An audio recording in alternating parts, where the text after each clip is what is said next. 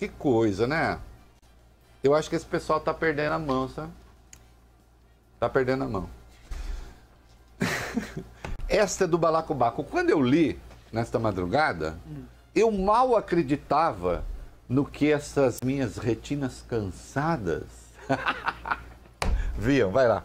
O Banco Central pretende excluir parentes de políticos da lista de monitoramento obrigatório das instituições financeiras. Não, para, de novo. Não, você tá achando que ouviu errado, né? Tá aí no carro, tem um babaca que fez uma cagada na sua frente, te fechou, não deu seta, porque seta é uma coisa que cada vez se usa menos no Brasil, vocês repararam? Aí tem cara não usa opcional de seta. fábrica. Quer seta? Não, não quero. O cara quero. não usa seta, ele vai entrando e não sei o que, você ficou nervoso e não prestou atenção no que o Vale Bene vai dizer de novo, agora projetando a voz ainda mais. Tá bom. Fala, Vale Bene. O Banco Central pretende excluir parentes de políticos da lista de monitoramento obrigatório das instituições financeiras. Um tempinho. Atenção. Os parentes de políticos e políticos, eles são especialmente monitorados. Sim. Eles são as chamadas pessoas politicamente expostas. Quando você abre uma conta num banco, de 2009 para cá, perguntam se você é uma pessoa politicamente exposta. Isto é, se você tem parentes que de algum modo se relacionam com assuntos do Estado e, portanto, a sua conta passará por um monitoramento especial. E aí, às vezes, acontece do COAF, que faz o controle das operações financeiras, pegar, por exemplo, sei lá, um político qualquer. Cita aí algum exemplo. Carlos Bolsonaro, Flávio Bolsonaro, com 48 depósitos de 2.000 feitos no prazo de um mês em 5 datas. 15 deles no mesmo dia, que deu um depósito a cada 18 segundos. Ou então pegar o Fabrício Queiroz, movimentando 1,2 milhão em um ano, embora não tenha salário para isso. E parte desses depósitos consideráveis, mais de 300 mil oriundos de funcionários do gabinete do Flávio. O Banco Central quer acabar com isso, gente. Não, político, parente de político não vai mais ser especialmente monitorado. A gente está agora abrindo uma audiência pública para debater isso. Querem mudar isso. O governo que veio para acabar com a corrupção, que tem Sérgio Moro como grande xerife, quer acabar com um dos principais instrumentos para descobrir políticos que plantam laranjas no fundo do quintal. Não entendi, Reinaldo. Laranja é a expressão que a gente usa quando a pessoa ali que se emprega quando a pessoa é usada como instrumento para falcatrua. Né? Continua, Vale. O Banco Central também quer derrubar a exigência de que todas as transações bancárias acima de R$10 mil sejam notificadas ao Conselho de Controle de Atividades Financeiras, o COAF. De acordo com o jornal Folha de São Paulo, as propostas, elas entraram nessa consulta pública que você falou, Reinaldo, e fazem parte de uma atualização das normas que o Banco Central impõe às instituições financeiras para combater a lavagem de dinheiro. Em nota, o Banco Central afirma que a mudança vai obrigar os bancos a criarem regras internas para identificar casos suspeitos, independentemente do valor envolvido. Ah, entendi. E quem é, não, o Banco Central, e quem é que vai verificar os critérios que os bancos têm para saber se estão fazendo ou não estão fazendo controle? Desde quando você passa para a instituição privada um trabalho que este sim é uma função do poder público?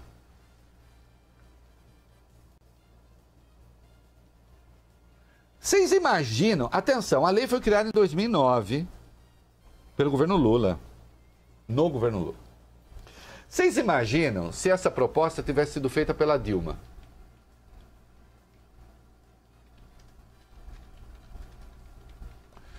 Você está em dúvida se isso é bom ou ruim, como o Sérgio Moro? Faz o seguinte, faz de conta que foi baixado pela Dilma. Pelo PT. Só que nesse caso, infelizmente para essa gente, foi o PT que baixou a norma. Ah, tá defendendo o PT, deixa de ser imbecil.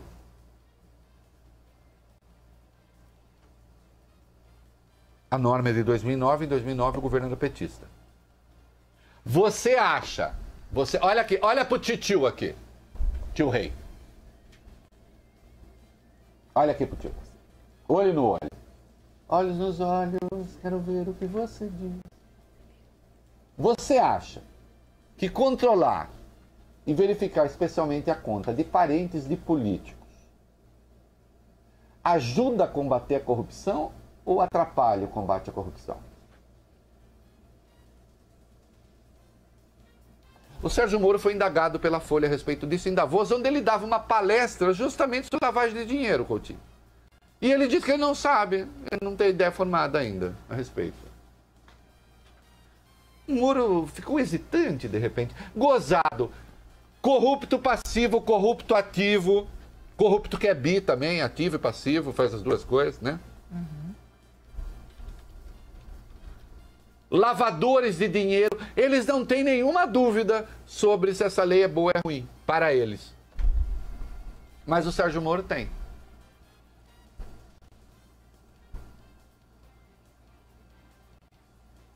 Puxa, não vai falar de coisas boas do governo? Eu estou falando das coisas ruins, para que o governo fique bom, melhore.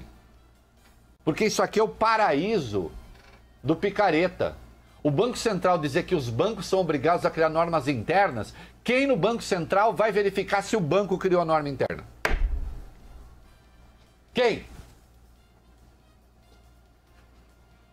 Quer dizer que o governo chega para combater a corrupção e uma das medidas que pensa adotar é justamente abrir as comportas. E o pior, não foi a única coisa feita nessa área. Não foi a única coisa.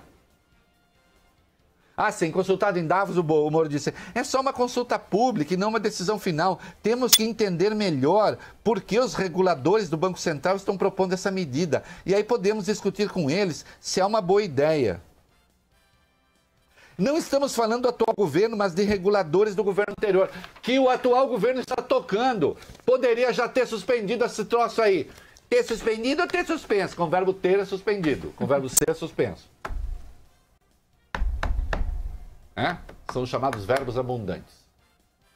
Tem dois particípios. Né?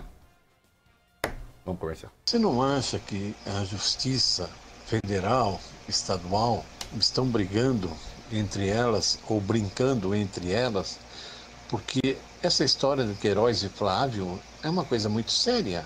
E Queiroz vai, diz, Flávio diz, afinal, aonde está a verdade? Quem vai nos mostrar a verdade? Renato Cordeiro? Pois é, por enquanto isso está na esfera do Ministério Público Estadual. A Justiça Federal até agora, o Ministério Público Federal, Ministério Público, né? Justiça ainda não está. O Ministério Público Federal não está na história, embora pudesse estar se quisesse.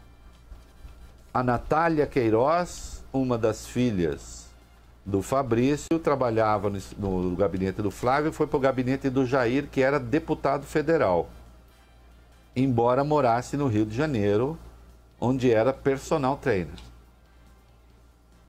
fazendo alongamento de famosos. Né?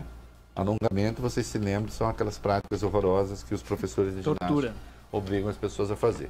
A tortura por o tio rei tortura por outros meios. Isso. Então, tem a federalização aí, se quiser. Né? Mas, por enquanto, o Ministério Público Federal está afastado e o Ministério Público Estadual está investigando. No caso do Queiroz, por enquanto, a investigação criminal está suspensa por determinação de Sua Excelência, o ministro Luiz Fux. Né? No fim do recesso, caso volta para o ministro Marco Aurélio, que é o relator escalado para isso, que certamente vai mandar retomar a investigação. Muito bem, estamos de volta. Olha aqui. O Mourão tomou uma outra decisão. Mourão não, porque ninguém assina decreto da noite para o dia. Os decretos não surgem assim do nada. Né? Ele assinou um decreto que vai tornar a administração pública mais opaca. E não tenha dúvida, Se alguém recorrer com uma ação direta de inconstitucionalidade ao Supremo, eu aposto que existe uma maioria no Supremo com vergonha na cara que vai derrubar esse troço. Fala aí. O vice-presidente da República, o general Hamilton Mourão, afirma que o decreto que altera as regras de aplicação da Lei de Acesso à Informação não afeta a transparência na divulgação de dados do governo. Segundo ele, são raros os documentos classificados como ultra-secretos no país, dando como exemplo planos militares e acordos internacionais. Para o general Mourão, a medida não é um ataque à liberdade de informação e tem como objetivo diminuir a burocracia na hora de desclassificar documentos sigilosos. Com a mudança, funcionários de cargos comissionados podem classificar dados do governo como informações ultrasecretas, que é o grau máximo de sigilo. O decreto amplia ainda o número de autoridades que podem tornar essas informações sigilosas pelo período de até 25 anos.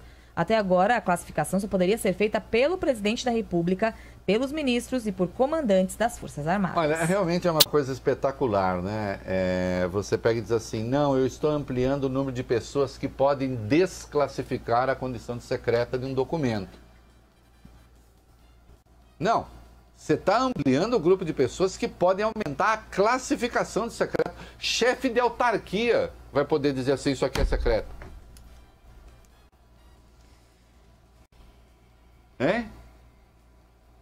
Evidentemente é uma medida contra a transparência, que é consagrada na Constituição.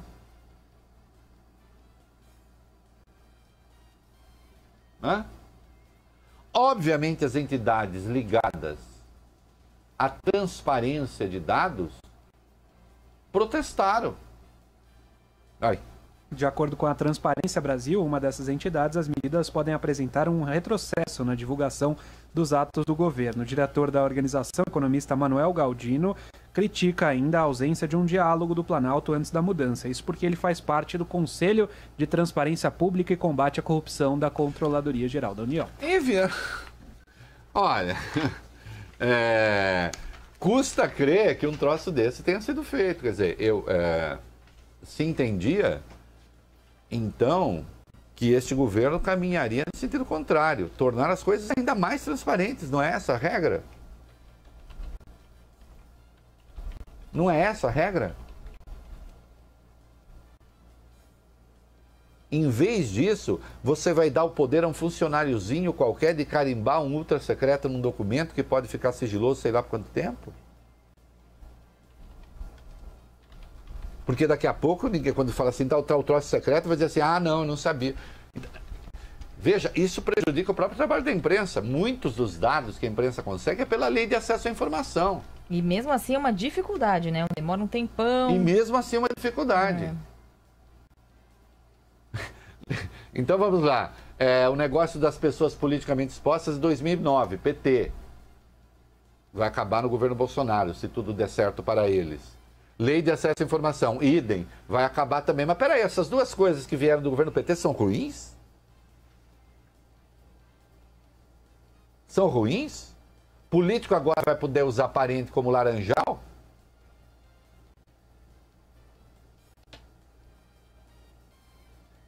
Não é?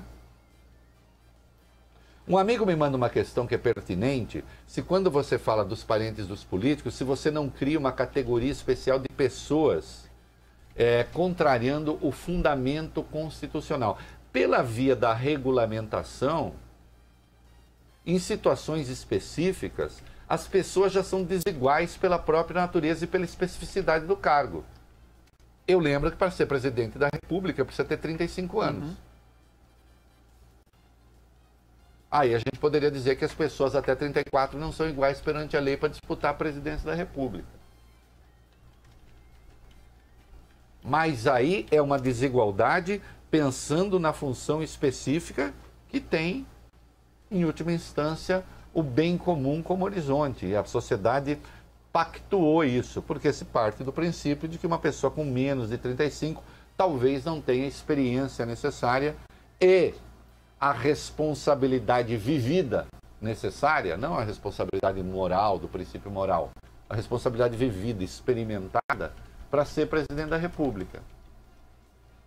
Se a história nos diz, se os eventos nos dizem que políticos usam parentes para lavar patrimônio, para lavar dinheiro, para esconder falcatruas, e usam, e nós estamos vendo que usam, evidentemente nós estamos tratando de uma medida que protege a sociedade e que, atenção, não pode ser considerada uma discriminação porque ela não atinge sujeitos naturais e o direito natural. Ninguém nasce parente de político. Isso não é uma condição natural. Você se torna parente de político. O político escolheu ser político. Ao escolher ser político, ele escolheu um conjunto de responsabilidades ali. E de restrições. Que, infelizmente, abarcam outras pessoas. E desde que essas pessoas atuem de acordo com as regras e não tenham relações escusas com esses políticos, evidentemente nada lhes vai acontecer.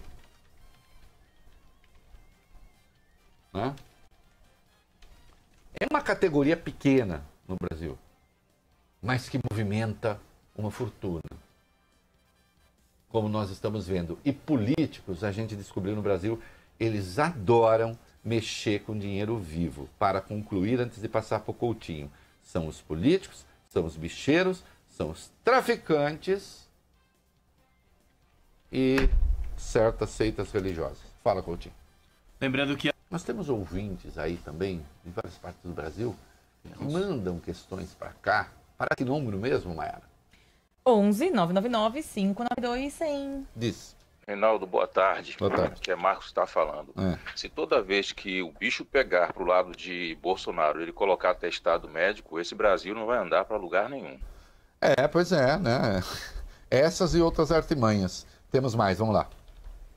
Boa noite, Reinaldo. Eu sou Luan de Carvalho, de Petrópolis, Rio de Janeiro. Gostaria de tirar uma dúvida. Quais as principais consequências dessa falta na coletiva do Bolsonaro? Quais são as principais consequências, falando de política externa, para esse não comparecimento do presidente? Muito obrigado e uma boa noite a todos. Não tem uma consequência objetiva, negativa, imediata, apenas vira uma coisa um pouco constrangedora, né? E também há o show de desinformação. Então, um assessor dele disse que é porque ele estava bravinho com a imprensa. O general Heleno veio e disse que é porque ele estava cansado. E ele próprio deu uma terceira versão. Ele disse que ele não deu coletivo, que não tinha nada de novo a dizer. E eu acho que, você quer saber, a versão dele é a mais verdadeira das três. Mesmo se eles conseguirem uma explicação para todas essas movimentações, no caso do Queiroz, ele deu emprego para a família dos milicianos, para toda a família do Queiroz, esposa e filha do Queiroz. Você não acha que, na melhor das hipóteses, se todo mundo for ali inocente, eles usaram um baita de um cabide de emprego, que não teve critério nenhum, era só ser amigo e era empregado? Não, isso está evidente, né? Isso está evidente. O Fabrício tinha pelo menos 3 familiares empregados ali, né? Com ele, 4, né? Ele, a mulher e 2 filhas. E elas passavam dinheiro para a conta dele, né? Que coisa. E depois ele fazia saques em dinheiro. Gente, super comum, super comum. É por isso que a gente, inclusive, tem que tirar esse povo do COAF, entendeu? Que é para não ter... Porque a gente vê que ninguém faz nenhuma maldade com isso. Põe a quinta aí vamos entrar no bloco Flávio Bolsonaro. Boa noite, Reinaldo. Aqui é Márcio, de Volta Redonda, estado do Rio. Me responde uma coisa, o que falta ainda para que seja decretada a prisão preventiva do Queiroz? Olha, eu não sou a favor dessa folia de prisão, de decretar prisão preventiva a 3x4. Há sinais ali de coisas estranhas. Agora, isso ainda está na fase de investigação, né? Quem adora uma prisão preventiva e adorava uma prisão preventiva é o Sérgio Moro, que agora é ministro da Justiça. Aliás, essa turma aí tem de torcer para que os critérios do Moro não passem a valer para o Flávio Gate. Não é isso? Que se valessem. Mas a gente vê que o Moro já mudou. Ele é o que virou suco com mais rapidez, né? É o que virou suco com mais rapidez. Esse negócio sobre as normas do Banco Central, a resposta que ele deu em Davos foi beirou a piada. Por falar em Flávio Bolsonaro, vamos lá, o que nós temos aí? Muita coisa aí. O presidente Jair Bolsonaro... Muda o tom. Muda o tom. E afirma que a investigação sobre o ex-assessor parlamentar Fabrício Queiroz ocorre para atingir o governo dele. Segundo ele, não é justo usar o garoto, em referência ao filho Flávio Bolsonaro, para tentar atacá-lo. Ontem, durante o Fórum Econômico Mundial em Davos, Bolsonaro havia dito que o senador eleito teria que pagar caso tivesse feito algo errado. Ele, na entrevista à Bloomberg, disse, não, se ele fez algo errado, ele tem que pagar. Depois ele deu uma entrevista para uma emissora de televisão e disse que estão tentando atingir o garoto. O garoto tem 38 anos. A maioridade penal, quando você é filho do Bolsonaro, pelo visto, se estende até os 50. Precisa tomar cuidado, né? Porque, como eu escrevo na minha coluna amanhã na Folha, para os filhos dos pretos e tão pobres e tão pretos, eles querem 16. Garoto, com 38 anos, ele chamou de garoto também o Eduardo Bolsonaro com 34, quando disse que para fechar o Supremo bastava um cabo e um soldado e nem precisava de jipe. Os generais fizeram de tudo para manter o caso afastado do Palácio. O Bolsonaro dá uma entrevista e joga o caso no Palácio. Não é para me atingir. Ao fazer isso, ele está intimidando o Ministério Público e está dizendo, se vocês investigarem o Flávio, vocês estão me investigando. Devagar com a dor. Vamos seguir.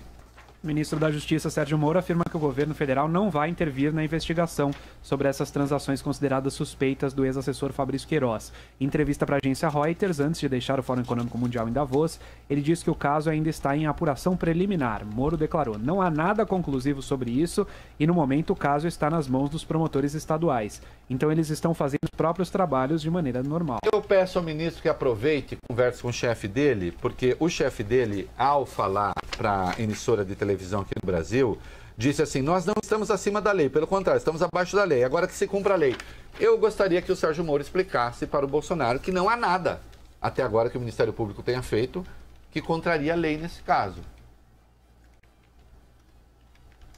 Reclamar de vazamento não vale. Né? Não vale. E insisto, e os bolsonaros que torçam para que o padrão Sérgio Moro não seja aplicado. Aquele padrão Sérgio Moro que destruiu o PT, o PMDB e o PSDB. Agora estão querendo o quê? Só se estiverem pedindo, na verdade, impunidade. E essa gente andou fazendo coisas feias no passado. O próprio Flávio. O Flávio deu medalha para o Adriano Magalhães da Nóbrega. Magalhães da Nóbrega, que é o miliciano mais perigoso do Rio de Janeiro. O Flávio elogiou milícia, disse que ele mesmo pagaria. O pai dele, Jair Bolsonaro, fez a mesma coisa, elogiou matadores da Bahia, os convidou a ir para o Rio de Janeiro, elogiou a milícia também. E não foram coisas fortuitas. Quando a juíza Scioli foi assassinada com 21 tiros em 2011, o Flávio foi ao Twitter para dizer que ele esperava que ela estivesse com Deus, claro, mas que também ela se comportava com os policiais de maneira errada. E fez muitos inimigos. Vale dizer, a culpada era a vítima. Tudo bem, ele era mais garoto ainda, ele tinha 30 anos. Será que um garoto de 30 anos não sabe o que fala quando uma juíza leva 21 tiros da milícia e ele vai ao Twitter para de algum modo... Né? E aí tem uma outra coisa que veio também sobre a vida dele que era desconhecida. Vamos lá. É só antes, Reinaldo, ele falou o seguinte, olha, que Deus tem essa juíza, mas a forma absurda e gratuita com que ela humilhava policiais nas sessões contribuiu para ter muitos inimigos. Inclusive, ligou os policiais aos milicianos, né? Vamos à última, o Flávio Bolsonaro fez uma homenagem, é isso? O ex-capitão da Polícia Militar apontado como chefe da milícia, escritório do crime, uma das mais violentas do Rio, estava preso quando foi homenageado pelo deputado estadual Flávio Bolsonaro na Assembleia Legislativa do Estado. Em junho de 2005, o PM Adriano Magalhães da Nóbrega, que é suspeito de participação no assassinato da vereadora Marielle Franco, estava detido preventivamente, acusado de matar um flanelinha, quando Flávio Bolsonaro decidiu condecorá-lo com a medalha Tiradentes. Tá aí, o cara estava preso. E o major da PM, que ele também condecorou, que vai ser julgado agora por participação em chacina, 4 policiais já foram condenados? Chacina de 4 garotos? Ronald Paulo Alves Pereira. O Ronald, a chacina tinha acontecido em dezembro de 2013, ele condecorou o cara em março de 2014. O Bolsonaro falou a respeito, numa entrevista ao Washington Post. Aí ele diz assim, naturalmente, a pessoa que conceder a condecoração não pode ser culpada. Se alguma evidência se tornar disponível contra meu filho... Tá... Como? Se a pessoa está presa, acusada de chacina, se a pessoa está presa, acusada de ligação com crime organizado, você vai e condecora? Por que não condecorou alguma freira? Vamos comercial. Tinha informação da Alerj, dos funcionários fantasmas, que a Assembleia Legislativa do Rio de Janeiro é suspeita de ter 42 funcionários fantasmas justamente no departamento que cuida das questões do Parlamento com a Justiça. Tá aí, a Alerj, como sempre, é um viveiro de patriotas. Vamos comercial. Muito obrigado, e você está de parabéns em ter citado durante 3 vezes durante essa semana sobre a suruba que é a aposentadoria dos militares. E com certeza, você tem razão. Por favor, bata todos os dias nessa tecla para ver se o governo cria vergonha e coloca no pacote da reforma muitos itens de corte de benefício dos militares. Eu já disse que eu acho que a aposentadoria não pode ser rigorosamente igual, mas evidentemente existem privilégios que precisam ser cortados. E a pensão às filhas dos militares é um deles que precisa ser discutido. Se isso entra no âmbito do chamado direito adquirido. Por quê? Um direito adquirido que é tão claramente uma discriminação que pega uma única categoria da sociedade. Em nome do quê? Por quê? Por qual razão? E que custa por ano 5 bilhões ao país, mais. Sim, nós vamos falar do caso João Willis, se não der tempo de falar tudo hoje, voltamos ao caso amanhã, mas eu quero aproveitar para dar os parabéns para o juiz federal Alexandre Henri Alves, que deu uma liminar contra o chamado auxílio mudança para quem vai ser para gente reeleita, gente que não vai sair de Brasília, que são 2, na verdade. 67 pau e 400, que é para quando o cara chega e para quando o cara sai, né? E aí tem um lado engraçado que a deputada Joyce Hasselmann, que é uma das estrelas do PSL, chamou isso de auxílio malandro. Só que tem uma coisa, o Jair Bolsonaro recebeu e não devolveu, e o Eduardo Bolsonaro recebeu e não devolveu. Certamente a deputada não se referia a esses dois quando falou de auxílio malandro. O que o João Willis